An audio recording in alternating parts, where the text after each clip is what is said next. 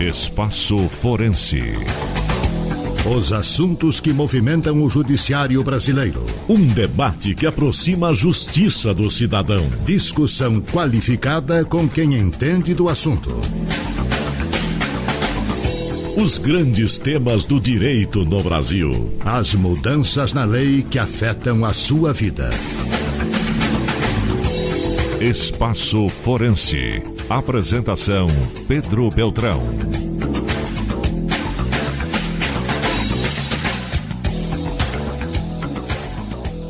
Começa agora na Rádio Justiça FM o programa Espaço Forense. Hoje vamos falar sobre denúncia virtual. No intuito de aprimorar seu trabalho de combate à criminalidade e ampliar as ferramentas à disposição dos denunciantes, algumas delegacias já utilizam o correio eletrônico para receber informações, denúncias, confidências que podem ser proporcionadas pela população. E a partir daí começam a apurar os crimes. E a gente vai discutir isso exatamente no programa de hoje. Faço o convite para você participar pelo nosso e-mail espaçoforense@stf.jus.br. Nosso primeiro convidado é o Dr. Diogo Bianchi Fazolo, advogado criminal do escritório DBF Advocacia em Foz do Iguaçu. Dr. Diogo, seja bem-vindo à Rádio Justiça.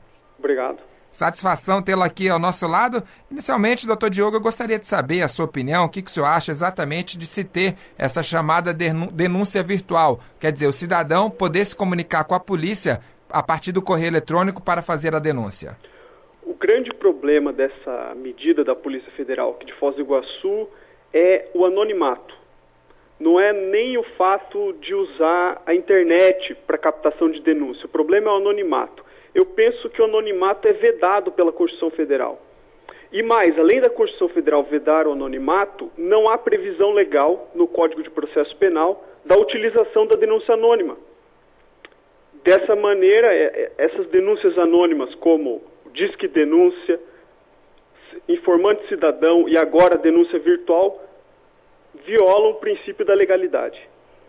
Nesse caso, até porque algumas cidades chegaram a utilizar o Disque Denúncia, ou seja, o cidadão não precisava se identificar, ligava para a delegacia e avisava, olha, eu vi um crime sendo cometido, eu sei quem cometeu determinado crime, e acabava avisando a autoridade policial. Algumas cidades chegavam a utilizar esse Disque Denúncia, doutor Diogo. Sim, exato. Não vejo nenhum problema em utilizar o Disque Denúncia. O problema é o anonimato. Qualquer pessoa do povo pode levar ao conhecimento da autoridade policial uma prática criminosa. Só que ela deve fazer na medida da sua responsabilidade. Ela deve se identificar. Ou ao menos ser identificável. Porque se você permite a denúncia anônima, o crime de denunciação caluniosa fica praticamente impune. Não se pode identificar depois o denunciante.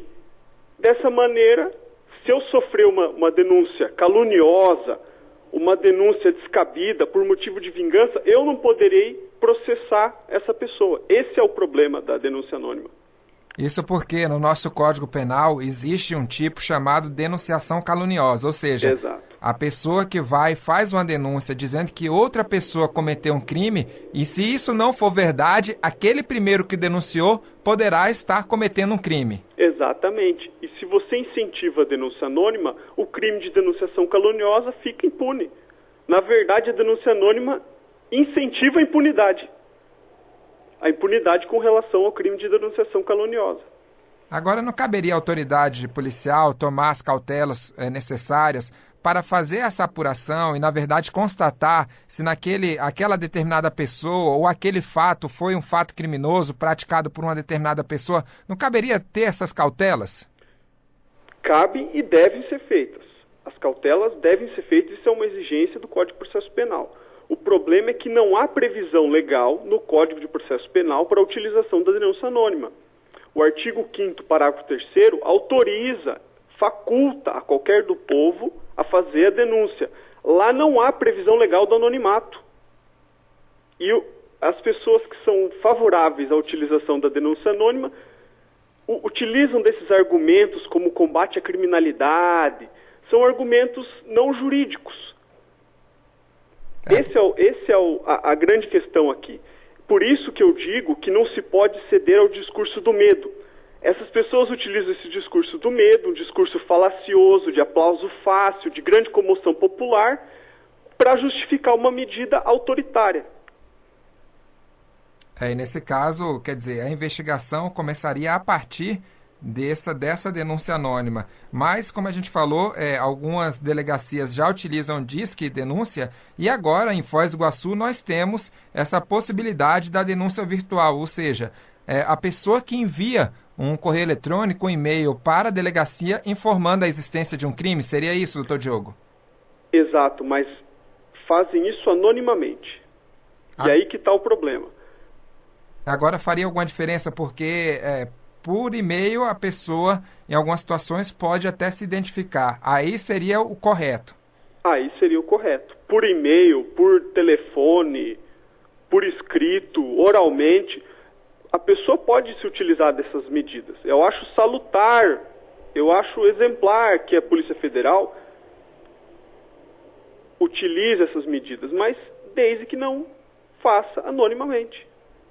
E nesse sentido, como é que se encontra até a posição do Poder Judiciário, doutor Diogo? Acredito que a partir do momento que começaram a ocorrer essas denúncias e essas possibilidades, esse assunto deve ter parado no Judiciário. Como é que se encontra atualmente essa discussão? Há muita discussão sobre o tema, não há ainda um posicionamento firmado, nem mesmo no Supremo Tribunal Federal.